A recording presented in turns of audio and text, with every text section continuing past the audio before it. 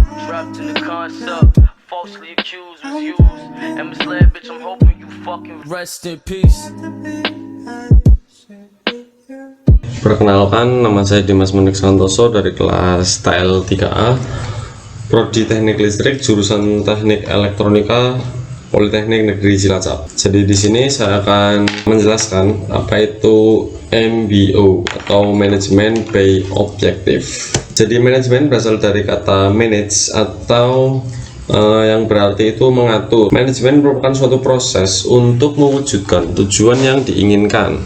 Komponen yang diatur dalam manajemen antara lain adalah manusia, uang, metode, material, mesin, dan pasar.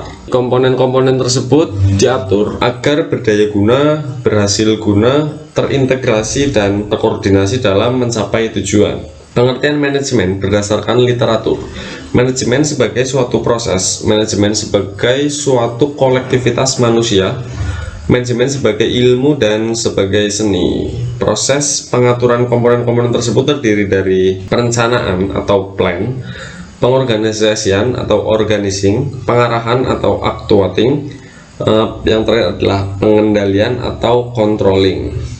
MBO dilaksanakan berdasarkan asumsi dasar bahwa apa yang terjadi di lapangan belum tentu sesuai dengan apa yang dipahami oleh atasan atau pimpinan.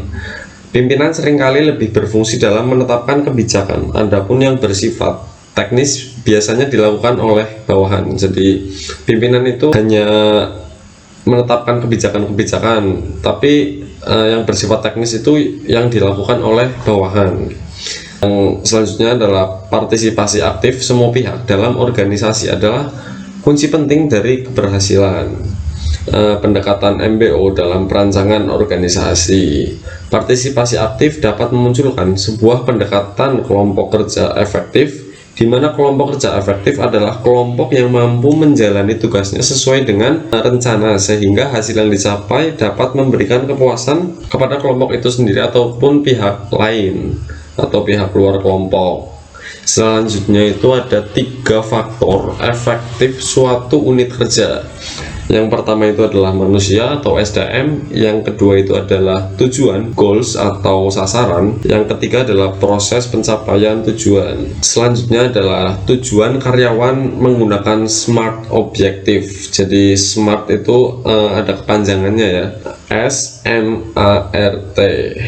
Yang pertama itu adalah S, spesifik atau tujuan menunjukkan kepada karyawan yang mengenai apa yang harus dilakukannya, disertai definisi operasional, prosedur pencapaian, dan hasil yang diharapkan oleh organisasi tersebut.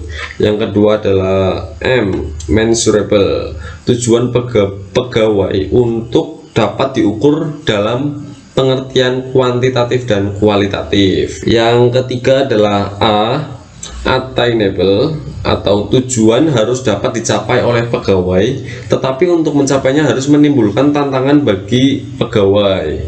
Yang keempat itu adalah R, reasonable, tujuan harus dapat dicapai dengan sumber daya yang tersedia. Yang terakhir adalah timely, hasil pencapaian tujuan harus tepat dan dalam kurun waktu yang telah ditentukan. Jadi harus on time ya untuk karyawan-karyawan, untuk anggota-anggotanya itu harus on time.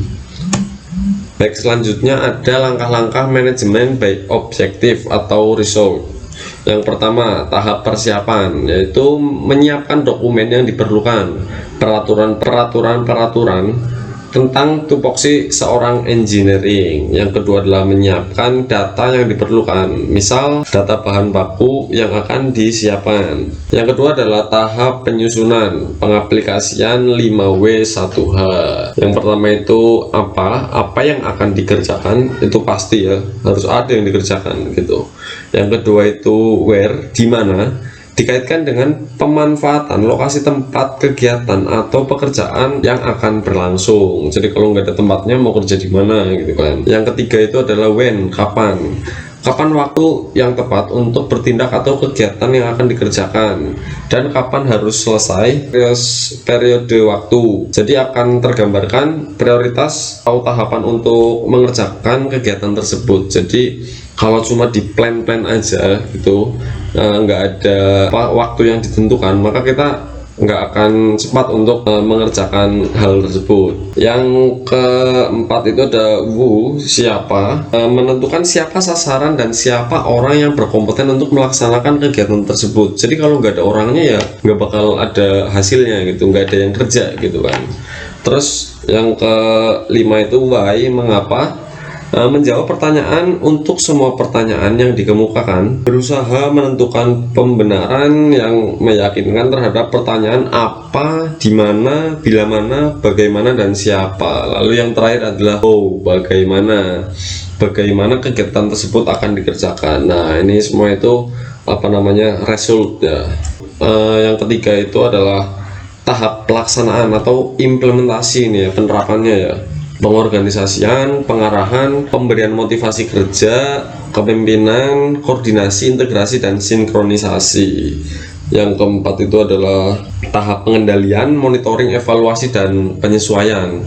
Jadi pada tahap pengendalian, pelaksanaan rencana dimaksudkan untuk menjamin tercapainya tujuan dan sasaran yang tertuang dalam rencana melalui kegiatan koreksi, penyesuaian dalam pelaksanaan rencana, menganalisis hasil pemantauan. Selanjutnya itu ada tahap evaluasi pelaksanaan rencana. Jadi adalah bagian dari kegiatan penilaian kinerja yang diukur dengan efisiensi, efektivitas, kemanfaatan program, berkelanjutan program atau kegiatan tersebut. Ya mungkin sekian dari saya. Terima kasih. Bila ada kesalahan tutur kata mohon dimaafkan. Billahi taufiq wal hidayah. Wassalamualaikum warahmatullahi wabarakatuh.